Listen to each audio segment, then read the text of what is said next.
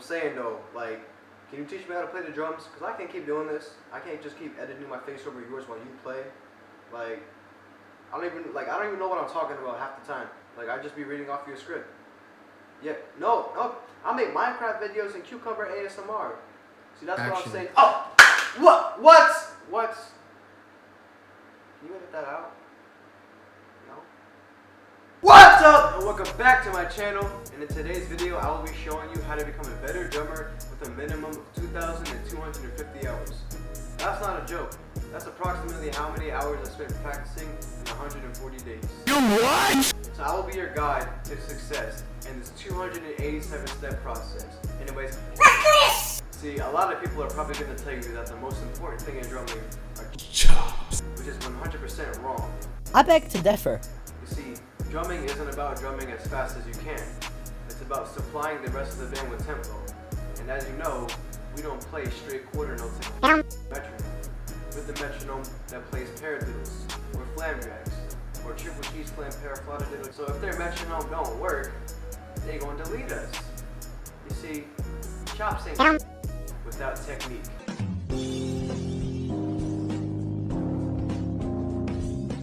Technique is the most important part of drumming. If you can't hold the stick right, pause. You're not gonna be able to play a triple cheese flam paraflauta. So this is how you correctly hold the drumstick. So right here is what we call your fulcrum, at least I think. So you're basically gonna put the fulcrum right in between the flag and the H. By the way, you should probably get yourself some magnums, some Vickford magnums.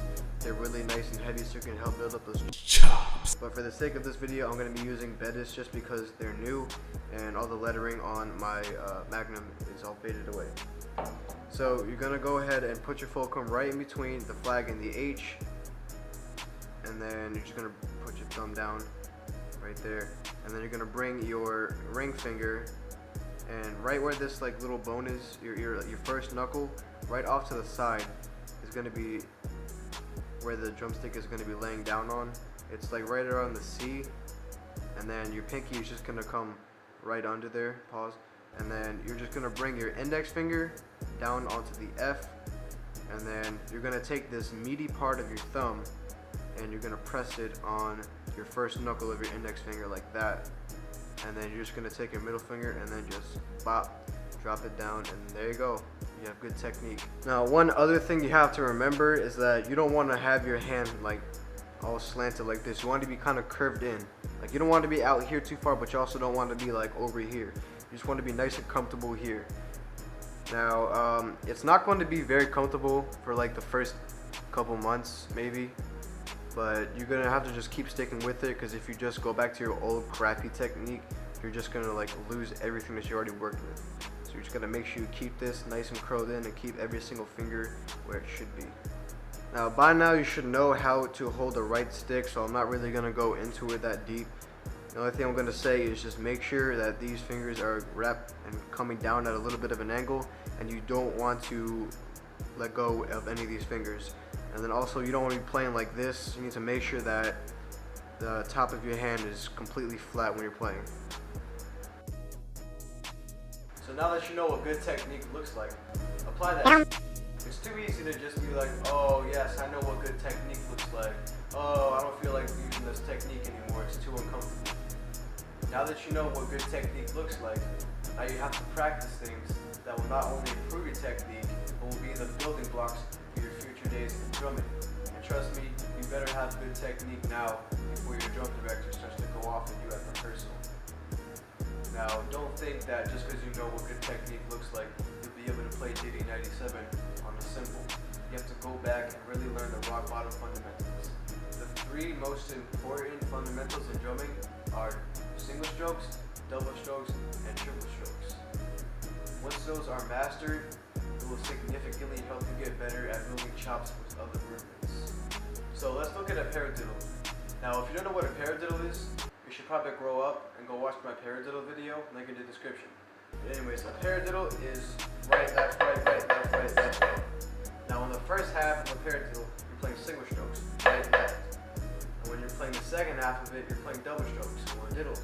Left, left, right, right. rudiments are just combinations of different types of strokes. And the most common one is a single stroke. Now, this is like the most simple one, but it's also the most difficult to master.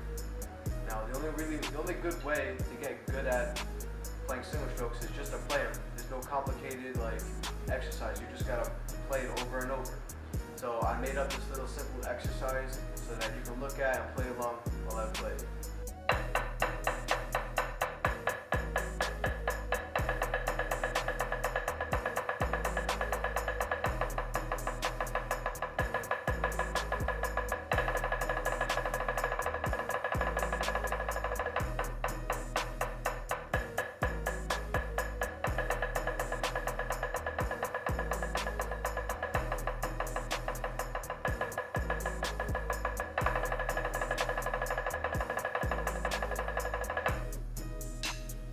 Now I'm going to tell you what a double stroke is. If you don't know what a double stroke is, you should go order my explanation, guide, double stroke, 90-day guide, workbook, explanation, What the f are you talking about? guide on what a double stroke is. Link in the description. Only 8 payments is $67.82. So anyways, what a double stroke is 2 notes on the same hand. So right, left, left, right, left. So this is probably the most used rudiment in marching percussion. So let's go look at the exercise so you can get a good idea of how to play it.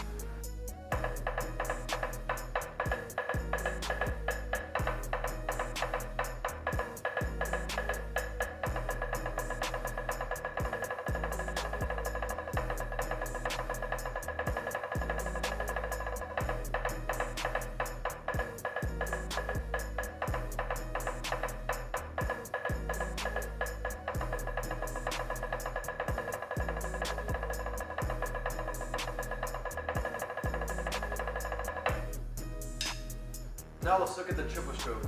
Now, I'm probably about to blow your minds here, but just get ready. So, let's look at some flam taps. So obviously flam taps, they look like this. It sounds like you're just playing, 16th notes, right? But watch what happens when I take the left hand and I put it on my leg. So regular flam taps.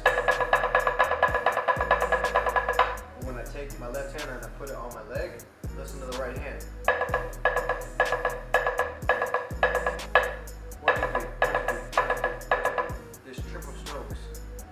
Triple strokes are in a lot of flam rudiments. Pause. So let's also look at flam accents, right? Flam accents. Take out the left hand. 1, 1, 2, 3. 1, 1, 2, 3. 1, 1, 2, 3. Another triple stroke. So, in my opinion, the best way to get good at triple strokes are to play flam taps. So let's go look at that triple stroke exercise.